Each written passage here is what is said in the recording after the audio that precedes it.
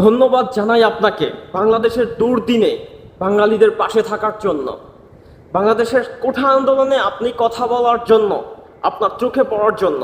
যখন বাংলাদেশের হাজারো কন্টেন্ট ক্রিয়েটর, হাজারো সেলিব্রিটিরা চুপ করেছিল, সেই মুহূর্তে আপনি দেখিয়ে দিয়েছেন আপনিও বাংলাদেশকে ভালোবাসেন, আপনিও ইসলামকে ভালোবাসেন, আপনিও একজন স্বাধীনতার সৈনিক। হয়তো আপনি বেধর্মী ছিলেন এক সময়, আপনি নব মুসলিম হয়ে আপনি দেখিয়ে দিয়েছেন, আপনার পরিচয়টা দিয়ে দিয়েছেন, আপনার জায়গা মনের ভিতরে, হৃদয়ের ভিতরে।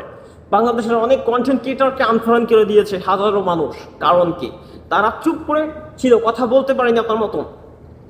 আজ আপনি ভিনদেশী হয়েও আমাদের মানুষের জন্য কথা বলেছেন। কি, কে সেই মানুষটা? আপনাদের সাথে পরিচয় করিয়ে দিচ্ছে কিপ ইব্রাহিম ভাই। সবাই চিনেন, সে আফ্রিকার একজন নব মুসলিম।